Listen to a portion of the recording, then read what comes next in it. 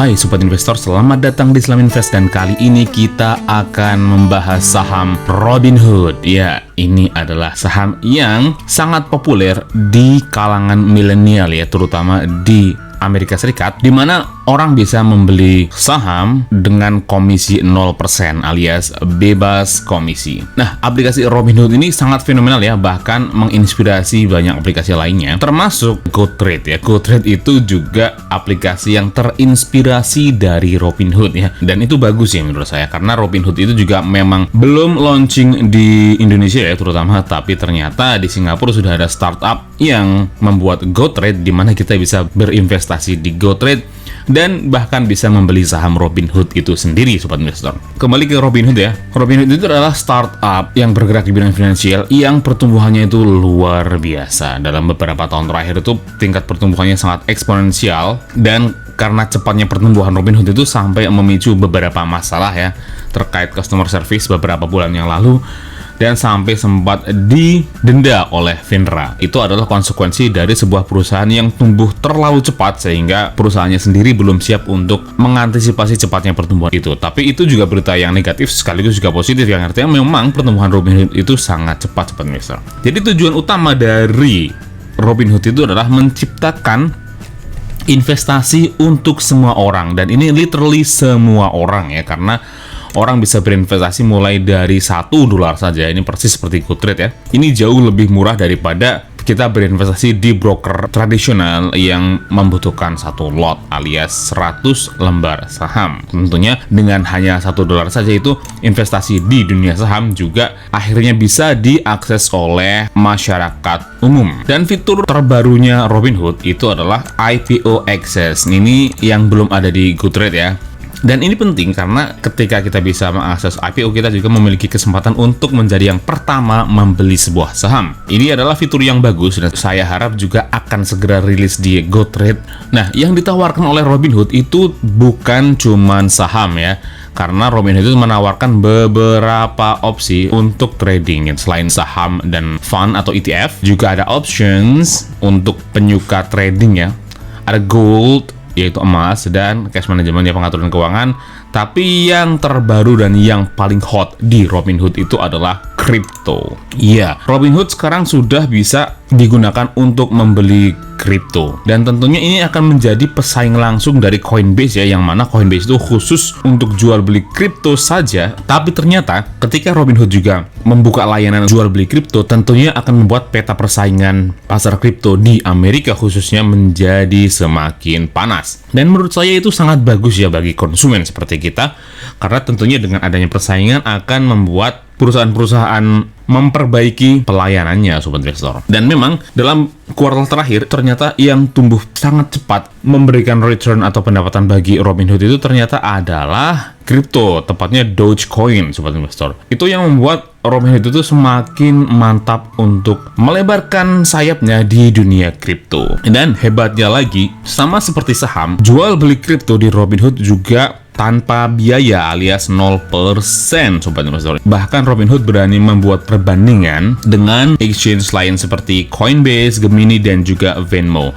Nah, ditulisnya jika kita membeli $100 kripto, yang akan kita dapatkan adalah $100 kripto. Artinya apa? Nggak ada komisi ya. Kita beli kripto di Robinhood akan mendapatkan $100, artinya nggak ada komisi. Sedangkan di Coinbase kita akan di-charge komisi sebesar $2,99. Di Gemini akan dicas sebesar $2,99 juga, dan di Venmo kita akan dicas sebesar $2,3. Kelebihan lainnya seperti bisa mulai memberi kripto hanya $1 saja. Ini yang penting, ini bagus sekali menurut saya. Ini adalah satu kelebihan yang luar biasa ya, karena biasanya kita membeli kripto itu jarang ada $1 saja. Contoh kayak di Coinbase biasanya kita membeli beberapa dolar ya. Bahkan di Indonesia sekalipun di toko kripto contohnya untuk membeli Bitcoin biasanya kita perlu memiliki uang sekitar 50.000 baru bisa. Oke, jadi itu sekilas tentang Robinhood ya. Saya harap Robinhood akan segera launching di Indonesia juga, agar masyarakat Indonesia memiliki pilihan lebih banyak untuk dapat berinvestasi di saham maupun kripto, Sobat Investor. Nah, sekarang kita lihat berita terbaru ya, bukti bahwa Robinhood itu semakin serius di dunia kripto itu dengan adanya berita bahwa Robinhood itu akan segera membuat crypto wallet. Nah, sekarang kita lihat di Google Finance, Robinhood sekarang diperdagangkan di harga $45,94 atau turun sekitar 2% pada hari terakhir ya. Robinhood itu diperdagangkan di bursa Nasdaq dengan kode ticker HOOD, HOOD. Dalam satu hari terakhir turun 2%, dalam 5 hari terakhir ternyata sudah naik sampai 8,3%. Dalam satu bulan terakhir ternyata masih turun 6,97%, dalam 6 bulan terakhir naik 31,9%. Robinhood itu kan baru saja launching, yang artinya memang laporan keuangannya masih belum tersedia banyak. Tapi dari sini udah kelihatan juga bahwa pertumbuhan revenue-nya atau pendapatannya itu sangat tinggi ya. Dalam tahun 2020 itu pendapatannya naik sampai 245% dan net income-nya juga naik sampai 100%. Itu luar biasa untuk sebuah perusahaan yang bertumbuh, Sobat Investor. Nah, tapi kita cek lagi secara kuartal. Itu di kuartal pertama tahun 2021 itu Robinhood meskipun revenue-nya itu tumbuh sangat besar sampai 300%, ternyata net income-nya ini turun sangat banyak sampai 2.651%. Nah, ini kenapa? Karena pada kuartal pertama tahun 2021 itu Robinhood mengalami beberapa masalah ya. Masalah hukum terutama yang menyebabkan Robinhood itu harus membayar denda. Dan dendanya cukup banyak yang mengakibatkan pendapatan dari Robinhood itu berkurang cukup banyak, Sobat Investor. Tapi secara bisnis model nggak ada masalah karena revenue-nya cukup naik, hanya karena tersandung beberapa masalah dengan badan hukum di Amerika ya, menyebabkan Robinhood harus membayar denda yang cukup banyak. Di kuartal kedua juga masih sama ya, masih ada beberapa masalah yang menjerat Robinhood meskipun kembali lagi revenue-nya itu sangat tinggi sampai naik sampai 131%, tapi ternyata net income-nya turun sampai 971. Artinya net income-nya berkurang sampai 500 juta dolar. Dan net profit margin-nya juga masih minus sangat besar sampai 88%.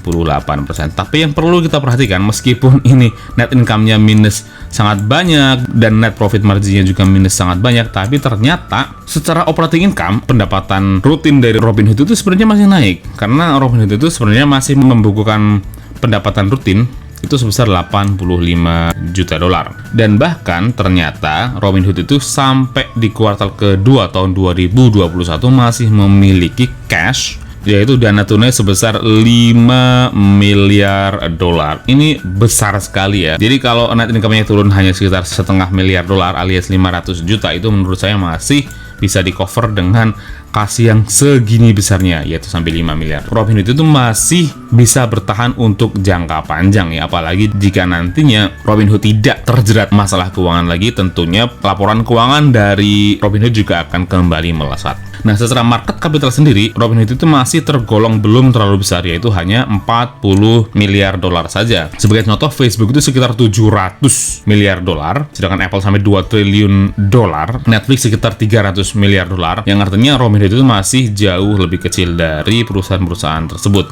Ini berarti juga kemungkinan untuk bertumbuh bagi Robinhood itu masih sangat besar ya, dan jika kita berinvestasi sekarang dan ternyata dalam beberapa tahun ke depan market capital Robinhood itu naik sangat tinggi, tentunya itu akan menjadi peluang cuan bagi kita, Sobat Investor. Karena Robinhood itu masih tergolong perusahaan yang cukup baru, data yang disajikan masih belum terlalu banyak ya, jadi kita masih belum bisa berpegangan di MarketBeat. Jadi kita langsung saja ke Nasdaq. Analis research dari Robinhood itu menghasilkan rata-rata rekomendasi itu di buy saja, bukan strong buy.